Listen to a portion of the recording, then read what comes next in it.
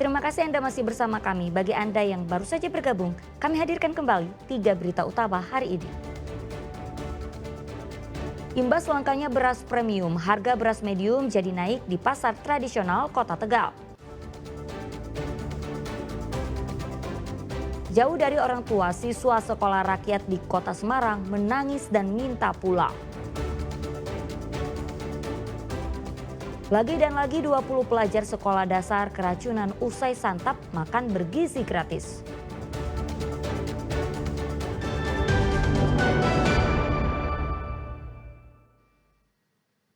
Ya, Wakil Menteri Sosial Agus Jabo Priyono meresmikan sekolah rakyat di Kota Semarang. Sekolah rakyat yang diberi nama Sekolah Rakyat Terintegrasi 45 tersebut akan langsung beroperasi. Sekolah Rakyat Terintegrasi 45 Selasa siang resmi dibuka oleh Wakil Menteri Sosial Agus Jabo Priyono. Berlokasi di Komplek Balai Latihan Kerja atau BLK Pemerintah Provinsi Jawa Tengah di Kecamatan Pedulungan, nantinya siswa peserta didik akan belajar dan tinggal di asrama di balai pelatihan ini. Pada tahap pertama, sekolah rakyat ini akan menerima 50 siswa SD dan 50 siswa SMA. Nantinya diharapkan sekolah ini dapat memutus kemiskinan serta sebagai bentuk jaminan pendidikan bagi anak-anak Indonesia. Pak Presiden ingin anak-anak Indonesia cerdas bersama, tumbuh tanpa membeda-bedakan yang kaya maupun yang miskin. Pak Presiden dengan sekolah rakyat ini ingin supaya transmisi kemiskinan terputus.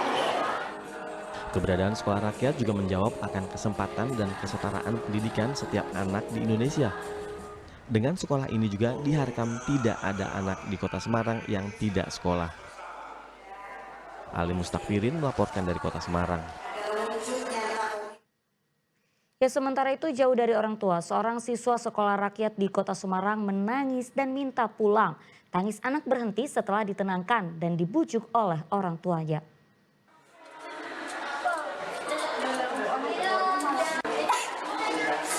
Baru 1 hari tinggal di asrama, siswa sekolah rakyat di Kota Semarang sudah rindu sama keluarga. Tangis kangen seorang siswa kelas 4 SD sekolah rakyat ini pecah saat ibunya datang saat pembukaan kegiatan sekolah rakyat. Padahal sehari sebelumnya, siswa ini sangat ceria dan bersemangat. Meski menangis, sang ibu tetap akan meneruskan anaknya tetap menempuh di pendidikan sekolah ini. Karena jika dibawa pulang, anaknya tidak akan sekolah. Kurang tahu ini kok masih, kemarin sih nggak ada apa-apa, kok ini malah nangis minta pulang. Oh, kepengen pulang gitu. Malah ibu juga masih di sini terus nih. Enggak, ini kayaknya mau saya tinggal juga, soalnya masih ada harus kerjaan juga. Iya. Bisa mengikuti pelajaran menjadi orang sukses. Kan soalnya kalau di rumah dia nggak mau sekolah, susah. Sementara itu, sejumlah siswa lainnya terlihat antusias dan senang menyantap makan siang di asrama sekolah rakyat. Mereka mengaku senang lantaran mendapat fasilitas yang baik, mulai dari tempat tidur hingga makan gratis 3 hari sekali. Terus nyaman lah Pak, sama bisa cerita Pak, tempat tidurnya juga nyaman Pak. Satu kamar berapa orang? 7 Pak, 7 orang. Makanannya gimana? Makanannya enak Pak. Sekolah rakyat sendiri merupakan sekolah gratis yang diselenggarakan pemerintah pusat melalui Kementerian Sosial. Di sekolah ini selain mendapat pendidikan gratis, siswa juga memperoleh fasilitas alat tulis hingga kamar lengkap dengan tempat tidur, lemari, serta keperluan mandi. Ali Mustakfirin melaporkan dari Kota Semarang. Ya, 20 siswa SD Negeri 01 Ungaran, Kabupaten Semarang mengalami mual dan muntah usai menyantap makan bergizi gratis. Diduga para pelajar keracunan karena puding dalam sajian MBG diduga basi.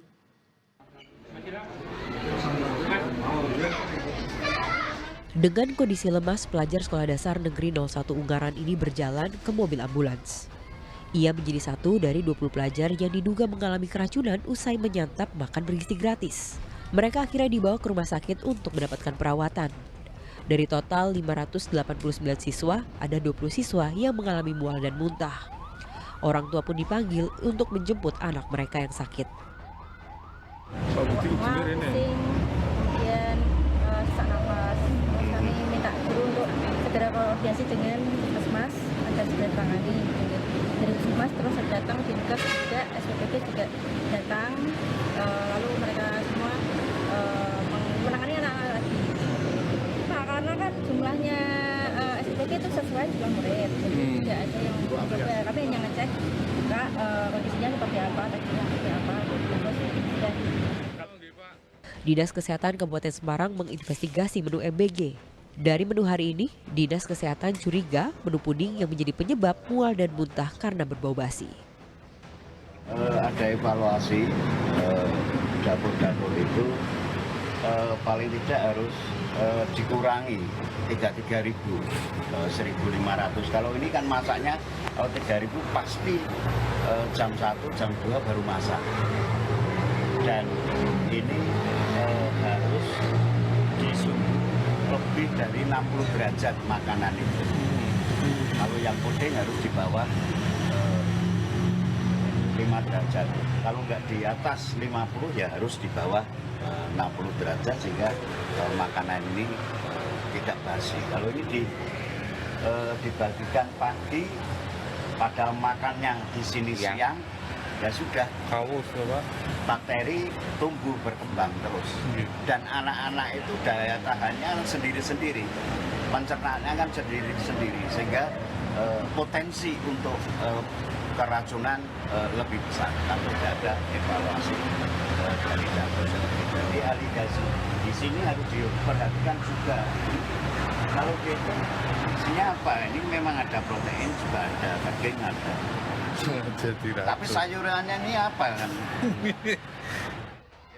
Selain puding, isi menu MBG lainnya adalah rendang daging, pakcoy, tahu goreng, dan nasi. Ini adalah peristiwa pertama yang terjadi di SD Negeri 01 Ungaran. Meski angkanya kecil, ini bukan soal angka, tetapi nyawa anak yang jadi penerus bangsa. Yulianto melaporkan dari Kabupaten Semarang. Ya, siswa SMA Negeri 2 Cilacap membuat alat pendeteksi racun pada makanan, terutama makanan MBG. Alat ini dibuat atas rasa keprihatinan maraknya kasus keracunan akibat menyantap menu makanan MBG.